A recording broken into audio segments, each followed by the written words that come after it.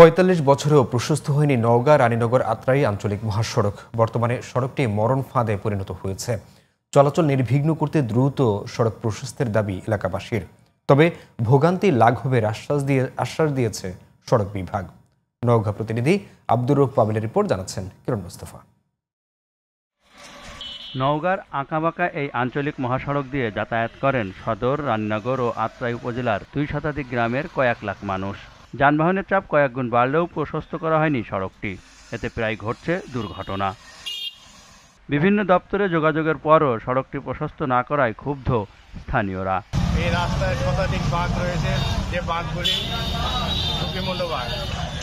এই রাস্তা দিয়ে বেশি ঝুঁকি নিয়ে যানবাহন চলাচল করতেছে। পাশে রাস্তা, একটা গাড়ি গেলে আরেক গাড়ি কাটা যায় না। দূরে থেকে একটা বাকি গাড়ি আসলে, বড় গাড়ি আসলে আমরা যেতে পারি না। রাস্তা বর্ধিতকরণের কাজ করলে বা সংরক্ষণের কাজ করলে আমাদের একটু ভালো হয়।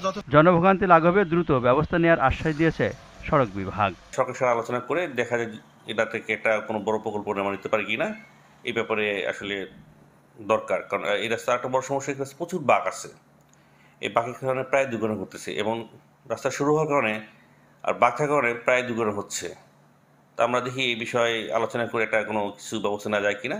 তবে নওগাঁবাসী বলছে, শুধু আশ্বাস নয়, এবার বাস্তবায়ন চান তারা। কিরণ মোস্তফা, জিটিভি নিউজ।